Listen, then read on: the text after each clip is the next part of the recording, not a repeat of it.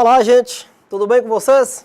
É muito bom estar aqui mais uma vez com vocês. Hoje nós vamos abordar nessa aula a temática orientação profissional, ética profissional e virtudes profissionais básicas. Lembrando que na aula anterior nós aprendemos sobre o conceito de ética e a respeito das condutas éticas. Talvez para alguns de vocês pode soar um tanto repetitivo, mas é importante o que eu vou reforçar. Tenha em mãos caneta e bloco de notas para registrar as informações que você considerar relevante. E principalmente as dúvidas sobre o assunto que estarei ministrando para vocês. Depois você poderá fazer a postagem das dúvidas em nosso fórum. Tão logo eu veja, responderei para vocês, ok? As dúvidas dessa aula é para postar no fórum correspondente a essa disciplina. Então vamos lá? Nessa unidade, vamos conhecer algumas orientações de suma importância para o campo profissional. Importante recapitular a respeito da ética, onde nós vimos na aula anterior o seu conceito básico, que é o conjunto de valores e princípios que usamos para decidir o que queremos, devemos e podemos. Assim, meus prezados, quero chamar-lhes a atenção de que, com ou sem regulamentação, a sociedade necessita de um conjunto de normas para serem seguidas, não só pelos profissionais de informática, como por qualquer aventureiro que se atreva a experimentar o poder da computação e verificar o quão frágeis são as pessoas frente ao computador. Esse normativo precisa ser dinâmico para acompanhar a constante aceleração das mudanças que ocorrem no contexto da ética na informática. O profissional da computação precisa dos programas para executar seu trabalho. Esses programas podem ser adquiridos através de versões gratuitas ou de licença de uso vendidas pelos seus desenvolvedores. Caso sejam utilizadas versões ditas piratas, copiadas sem autorização, estaremos descumprindo a lei dos direitos autorais e poderemos receber punições como o pagamento de multas ou até mesmo ser presos e julgados na forma da lei. Quando estamos tratando de ética, no que se refere ao exercício de uma determinada profissão, na realidade estamos estudando a deontologia. Agora quero falar sobre a dimensão de atuação profissional. Mas lembrando mais uma vez que, em decorrência do aumento do número de pessoas conectadas à rede de computadores, ocorrido nos últimos 20 anos, vem surgindo também uma grande quantidade de problemas associados a esse fenômeno, desde invasão de privacidade, pedofilia e espionagem, até crimes como desvio de dinheiro ou mesmo disseminação de conteúdo protegido por patentes. A partir desse novo mundo altamente dependente dos computadores e das redes empresariais, governamentais e sociais, surgiram também dilemas éticos que precisam ser debatidos pelos profissionais atuantes na área. O pesquisador Tait vincula a discussão de ética e informática aos três campos básicos de atuação dos indivíduos: público, profissional e privado ou pessoal. Na dimensão pública, será analisada a relação entre as empresas e governo com a população usuária de sistemas e redes. Na dimensão profissional, estudaremos a questão da regulamentação e atuação dos profissionais da área de informática e, por fim, na dimensão pessoal, iremos trabalhar o comportamento e a ética dos usuários como indivíduos independentes, com interesses, formação e posturas éticas particulares. Como tratar, então, a avaliação das três dimensões propostas em relação às questões e dilemas éticos? Vejamos, por exemplo, como tratar a dimensão pública da informática. As reflexões dessa dimensão devem girar em torno de alguns pontos básicos. O uso que pode ser feito das informações referente à população, até onde os governos podem chegar com o controle da informação. A transparência das informações relevantes sobre a atuação dos organismos públicos, como o uso das redes pode propiciar a disseminação do conhecimento. O primeiro e o segundo ponto tratam das informações que estão guardadas tanto em banco de dados do governo, como também das empresas. Ora, é certo que o trabalho à distância pode ser positivo para as organizações e seus funcionários. As empresas podem reduzir a necessidade de prédios, computadores, equipamentos, entre outros, diminuindo os custos operacionais. Já para os colaboradores, a diminuição dos deslocamentos e a flexibilidade dos horários do trabalho favorecem uma melhor qualidade de vida. Mas será que o efeito é sempre positivo? É claro que não. Lembremos dos princípios de Kant, discutidos no início da disciplina. Será que o fato de ficar em casa sem o convívio direto com os colegas de trabalho pode prejudicar de alguma maneira o trabalho a ser desenvolvido? E quanto à mistura entre vida privada e trabalho? Isso pode prejudicar o relacionamento com os membros da família? Ou mesmo causar algum tipo de transtorno para as pessoas? Podemos constatar a influência do computador e das redes não só no que se refere à vida profissional. Também é cada vez maior o número de pessoas que se divertem e se relacionam via internet. Existem casos até de pessoas que se casaram com pessoas que conheceram na rede. As redes sociais, por exemplo, são uma forte tendência entre os adolescentes. Muitos desenvolvem comunidades com muitas centenas e até milhares de membros ou seguidores. Muito bem, pessoal. Pensando na segurança ética e no uso consciente dos mecanismos de computação no campo profissional, quero destacar mais uma vez sobre o pequeno código de conduta desenvolvido pelo Instituto para a Ética da Computação, chamado de Os 10 Mandamentos para a Ética da Computação. Primeiro, você não deverá usar o computador para produzir danos em outras pessoas. 2. Você não deve interferir no trabalho de computação de outra pessoa.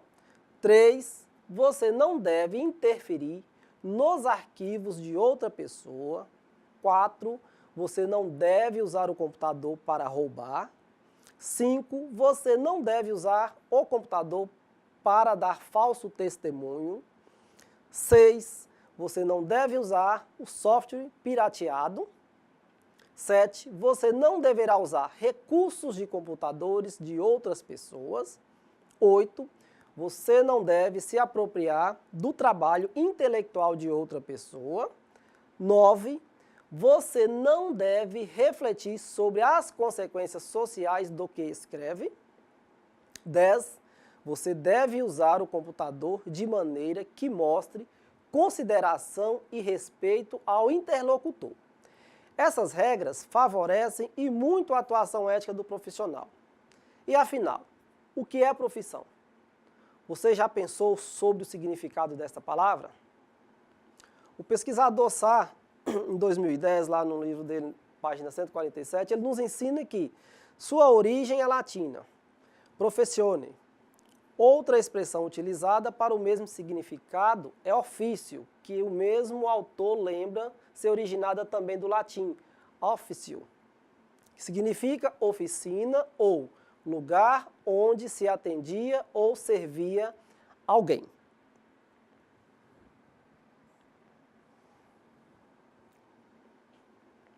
Temos aqui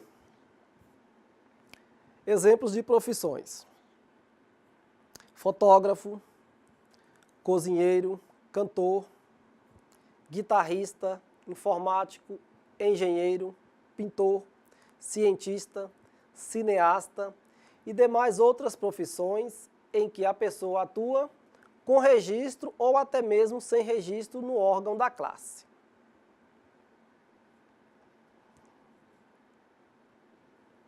Dessa forma, gente, a ética deve ser entendida como um valor da organização que assegura sua sobrevivência, sua reputação e, consequentemente, seus bons resultados. A ética deve sempre estar presente em suas atitudes. Não importa se você trabalha em uma multinacional ou uma microempresa, todas as suas ações são vigiadas e Optando pelo bem ou pelo mal, um dia você terá que prestar contas de tudo. Assim, o profissional tem uma grande vantagem ao atuar de forma ética no ambiente de trabalho. Com isso, você desenvolve um maior nível de produção na empresa, favorece a criação de um ambiente de trabalho harmonioso, respeitoso e agradável. Sobretudo, tem-se o aumento no índice de confiança entre os funcionários. Veremos agora as características do profissional ético.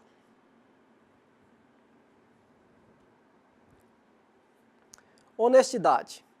Está relacionada com a confiança que nos é depositada.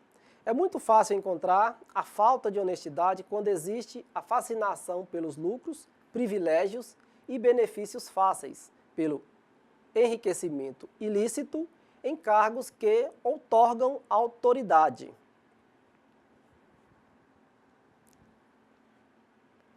Sigilo. O respeito aos segredos das pessoas ou das empresas é uma característica obrigatória para o profissional. E aí? Até aqui tudo tranquilo? Muito bem. Olha só, é importante que você tenha sempre em sua mente a missão, visão e valores de sua empresa. Saiba quais são as suas atribuições e responsabilidades. Procure não falar mal do comportamento e muito menos do desempenho de seus colegas de trabalho. Seja assíduo e pontual, respeite a hierarquia, trate todos com respeito. Assim você atuará com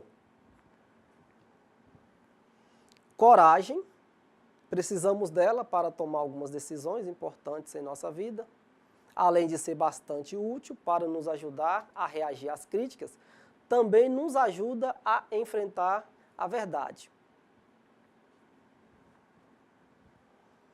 A humildade. O profissional precisa ter humildade suficiente para admitir que não é dono da verdade, para ouvir o que os outros têm a dizer, aceitar sugestões e reconhecer que o sucesso individual é resultado de trabalho em equipe. Justiça.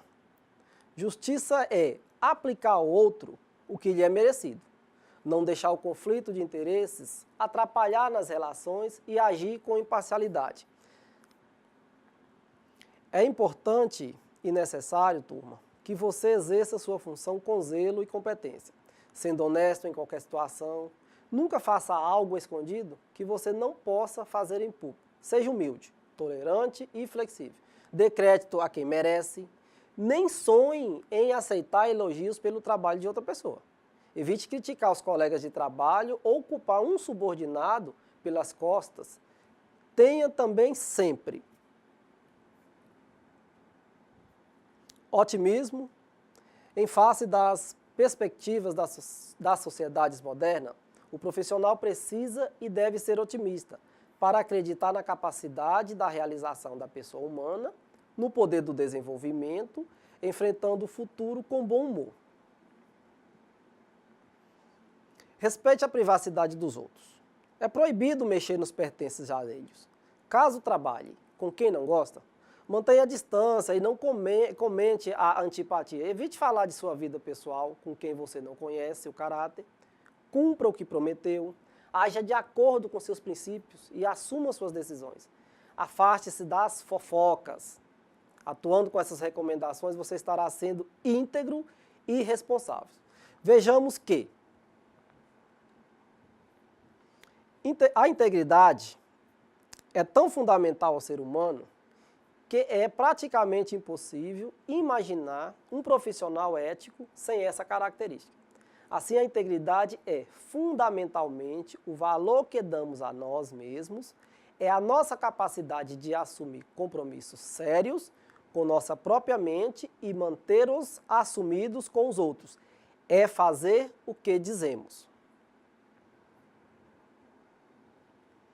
Também a responsabilidade é estar consciente das suas atividades, deveres e atribuições. Saber o que é, como e quando fazer. Atue com colaboração, que é assumir atitudes visando atingir os objetivos comuns dentro do grupo de trabalho. E o primordial é a educação.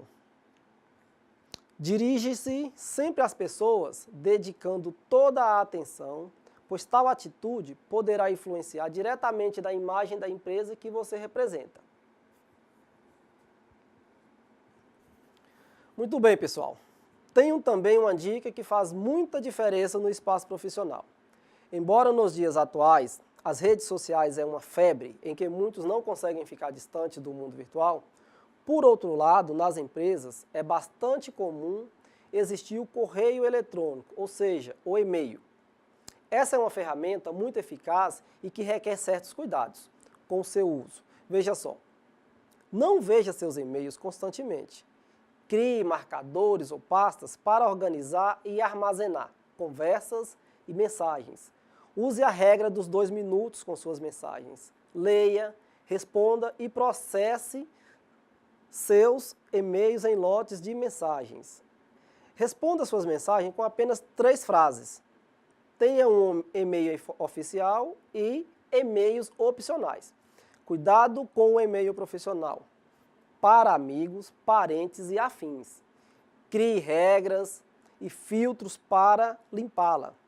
Se for urgente, não mande e-mails. Faça o uso correto, siga o código ético da empresa. Um profissional, ele não pode, no exercício de seu dever, desrespeitar a ética da sociedade em que atua, sob pena de ser punido pela lei que busca o equilíbrio entre os indivíduos. Outra penalidade que um profissional pode sofrer, ao desrespeitar a ética, é imposta pelos próprios colegas de profissão, que não desejam ver sua reputação maculada. Para isso, muitas categorias profissionais têm um código de ética que deve ser respeitado. Veja como esses conceitos se entrelaçam e reflita sobre isso.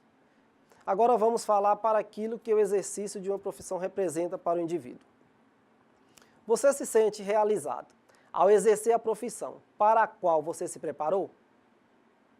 Sei que há dificuldades cotidianas de diversas naturezas, conhecimento, relacionamento, financeiras, entre outras. Mas pensando os prós e os contras em uma balança, qual deles vence? Há um momento na vida de que o indivíduo, em que ele busca ser aceito pelo grupo, ele busca reconhecimento pelo que faz, uma vez que já tem o salário que deseja e, por fim, busca o status. Este reconhecimento faz com que a pessoa se sinta gratificada com o trabalho que desenvolve, o indivíduo deseja vencer obstáculos e ser reconhecido por isso. Ele quer comprovar a sua personalidade e sua liderança. E o que sabemos sobre o valor social da profissão?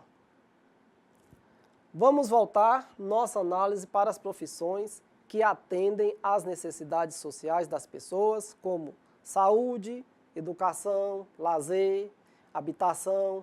Por exemplo, falo dos médicos, dentistas, enfermeiros, advogados, professores, engenheiros, administradores, contadores, agrônomos, etc.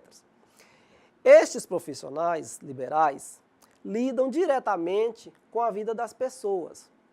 Sua formação, seu entretenimento, sua proteção, entre outros. Gente, veja a importância dessas pessoas. E como o exercício ético de suas profissões pode influenciar nossas vidas, positiva ou negativamente. O servidor público, por exemplo, pode dar fé pública para documentos. Veja o grau de confiabilidade que a sociedade deposita nesse profissional. Então, agora vamos adentrar no universo das virtudes profissionais. São virtudes necessárias para que o exercício profissional seja feito com bases morais sólidas dentro dos padrões éticos estabelecidos já pela sociedade. Como já abordamos anteriormente, as profissões de caráter liberal estão diretamente relacionadas ao trato com as pessoas. Portanto, seu retorno social é imediato e a exigência da prática moral resulta da expressão virtuosa do profissional. O pesquisador Antônio Lopes de Sá ele reforça que virtudes básicas profissionais são aquelas indispensáveis, sem as quais não se consegue realização de um exercício ético competente, seja qual for a natureza do serviço prestado. São complementares, segundo o mesmo autor, aquelas que completam o valor da ação do profissional e ampliam as virtudes básicas, sendo a transgressão delas infração e perda da qualidade ética. Vamos utilizar os ensinamentos desse mesmo autor para conhecer as virtudes básicas e complementares. Para esse mesmo autor, são virtudes básicas o zelo, a honestidade, o sigilo e competência, que é o mínimo que um profissional precisa ter para o exercício ético de suas atividades. Conforme vimos lá atrás, características do profissional ético, né? É o que vem a ser as virtudes complementares. Tratamos aqui de virtudes necessárias no exercício de uma profissão para consolidar o relacionamento com clientes, colegas de trabalho, organizações de classe e a remuneração. Vamos dar alguns exemplos de cada uma dessas situações e você vai observar em que cada uma destas situações estão presentes as virtudes básicas que acabamos de mencionar. Clientes. Imagine um médico que atende de maneira negligente um paciente ou então uma empresa que não oferece o atendimento pós-venda adequado. Coloque-se no lugar deste paciente e deste cliente. Qual a sua reação? A orientação para aquele que recebe os serviços de um profissional é a emissão de uma opinião baseada no seu conhecimento, sua honestidade e sua competência. Errar é humano, mas ser negligente é antiético. Além disso, a responsabilidade pessoal sobre a orientação dada é indelegável. Colegas, gratidão é um sentimento que deve estar presente em nossas mentes, em nosso coração e expresso em nossas atitudes. Não são novas as frases, tratar o outro como você gostaria de ser tratado e ame o próximo como a ti mesmo. A fraternidade entre as pessoas amigas e entre os colegas de trabalho é desejável no âmbito do respeito ao ser humano e da ética no relacionamento. Organizações de classe. As classes às quais pertencemos, face às profissões que escolhemos, são formadas de profissionais que, como cada um de nós, busca o sucesso no desempenho de suas atividades, buscando criar e manter uma imagem de credibilidade da classe profissional. São criados códigos de ética da categoria que orientam para a prática virtuosa da profissão. A remuneração. Há casos em que o profissional se dedica a causas humanitárias ou então por uma gentileza, exercendo sua profissão sem remuneração. Mesmo nessa situação, é possível que a remuneração exista e seja feita em forma de alimentação, moradia, serviços, por exemplo. Os honorários cobrados pelo profissional devido ao exercício de tarefas que demandam a aplicação de seu conhecimento acumulado, costumam seguir uma tabela que os órgãos de classe elaboram. Seu objetivo é oferecer um balizador justo para a contrapartida do trabalho feito. Profissionais que estipulam para seus serviços preço muito abaixo ou muito acima dessas tabelas, eles comprometem a credibilidade e a imagem da própria classe profissional.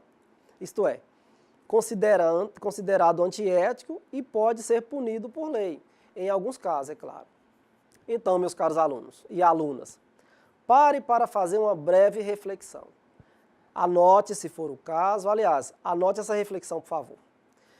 Você já foi atendido por profissionais que tenham praticado preços abusivos ou que tenham exercido sua atividade de maneira negligente? Quais foram as consequências para esse profissional? Você se dirigiu a algum órgão da classe para fazer uma reclamação? Muito bem. Esse exercício de reflexão nos ajuda muito a nos ver em situações desconfortáveis e possibilita a nossa mudança de atitudes em certos casos, ok? Pois bem, acabamos de discutir a respeito do valor social da profissão e o retorno que o exercício ético traz para a organização, a sociedade e para o próprio profissional. Na prática da liderança, o indivíduo ele exerce sua autoridade e seu poder concedidos pela organização em que ele atua. Espera-se que o uso da autoridade e do poder seja feito com a mesma urbanidade, humanidade e respeito ao próximo com que a profissão é exercida. Cuidado! Você não deve acreditar na profissão e não fazer da sua atividade profissional mera forma de ganhar a vida. É necessário também que o profissional ele acredite no trabalho que desenvolve. Isso faz e é parte das normas éticas. Portanto, gente, as normatizações éticas são regidas por códigos, conforme já discutimos na aula anterior. E o Código de Ética Profissional é o conjunto de normas éticas que devem ser seguidas pelos profissionais no exercício do seu trabalho. Este código é elaborado pelos conselhos que representam e fiscalizam o exercício da profissão. É imprescindível estar sempre bem informado, acompanhando não apenas mudanças nos conhecimentos técnicos da sua área profissional, mas também nos aspectos legais e normativos. Vá e busque o conhecimento. Muitos processos ético-disciplinares nos conselhos profissionais acontecem por desconhecimento, negligência, competência técnica, aprimoramento constante, respeito às pessoas, confidencialidade, privacidade, tolerância, flexibilidade, fidelidade, envolvimento, afetividade, correção de conduta, boas maneiras, relações genuínas com as pessoas, responsabilidade, corresponder à confiança que é depositada em você, comportamento eticamente adequado e sucesso continuado são indissociáveis. Quanto à cidadania, vamos destacar os direitos de todo cidadão no exercício pleno de sua cidadania. Vejamos que os direitos do cidadão e a própria ideia de cidadania não são universais, no sentido de que eles estão fixos a uma específica e determinada ordem jurídico-política. Benevides, 2004, diz que assim podemos entender a cidadania como um conjunto formalmente definido de direitos e obrigações de um indivíduo perante a sociedade. Obrigações e direitos do indivíduo em sua relação com o Estado. Não podemos falar de ética sem destacarmos a cidadania e os direitos humanos. Aquilo que é considerado um direito humano no Brasil também deverá sê-lo com o mesmo nível de exigência, de respeitabilidade e de garantia em qualquer país do mundo. Porque eles não se referem a um membro de uma sociedade política, a um membro de um Estado. Eles se referem à pessoa humana na sua universalidade. Assim podemos compreender que cidadania é o conjunto formalmente definido de direitos e obrigações de um indivíduo perante a sociedade, obrigações e direitos do indivíduo em sua relação com o Estado. Direitos humanos são universais e indivisíveis, têm como alicerce a dignidade humana e são obrigações morais coletivas. Agora que vimos as características de ética, cidadania e direitos humanos, vamos pensar o que representam em nossas vidas. A ética representa as decisões que tomamos, certas ou erradas, em relação a nós mesmos ou aos outros. Exemplo, Fumar afeta quem fuma e quem está à sua volta. A cidadania, ela representa nossos direitos e deveres como parte de um país. Exemplo, pagar impostos e ter direito à saúde. Os direitos humanos representam as garantias que temos como pessoa humana em qualquer lugar do mundo. Exemplo é não ser torturado. Turma, entenda melhor a diferença entre direitos humanos, ética e cidadania. Uma criança não tem certos direitos do adulto, nem tem deveres em relação ao Estado, cidadania. Não é responsável pelos seus atos, nem em relação aos outros, que é a ética. No entanto, essa criança ela tem integralmente o conjunto dos direitos humanos, na perspectiva dos direitos humanos, direitos e deveres, que são indissociáveis e possuem uma dimensão coletiva.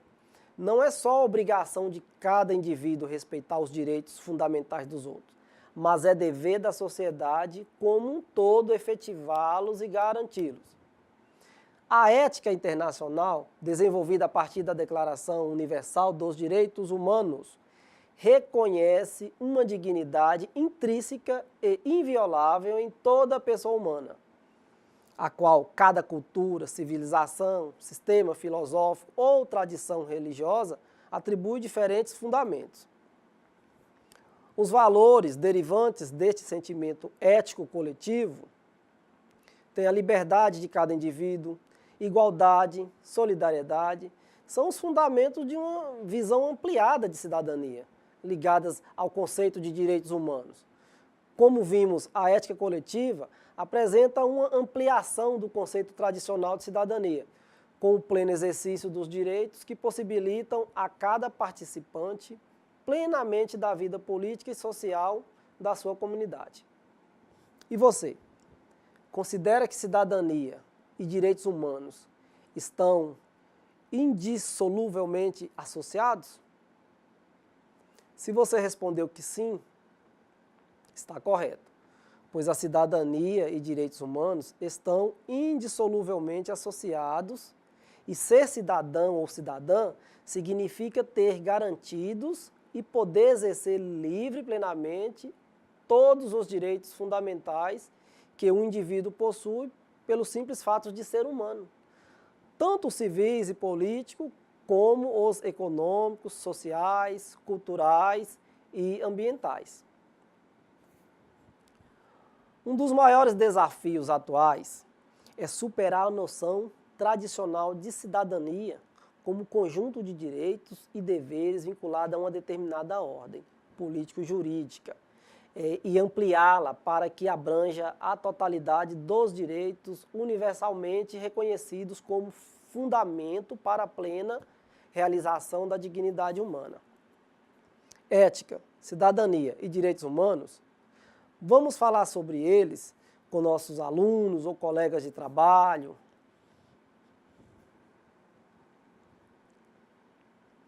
Chegamos ao final desta aula. Guarde na memória. Existe uma relação estreita entre ética, direitos humanos e cidadania. A ética define os princípios nos quais se fundamenta a construção histórica dos direitos humanos, cuja plena vigência representa a condição necessária e indispensável para a concretização da cidadania. Prezados alunas e alunos, espero que você tenha aprendido as nuances sobre a ética, sobre o mercado de trabalho, sobre os direitos que você possui, a importância de exercer sua cidadania e principalmente entender que a ética é mais que simplesmente um termo utilizado para discussão interpessoal, e sim uma importante normatização que regulamenta, orienta e norteia a vida dos seres humanos, desde a vida pessoal, profissional, familiar, social e religiosa. Deixo para cada um de vocês um forte abraço e estarei esperando suas participações em nossos fóruns de discussão o envio das atividades e lembrando a todos para que não percam as datas de nossas avaliações. Tenham todos bons estudos e até a próxima aula.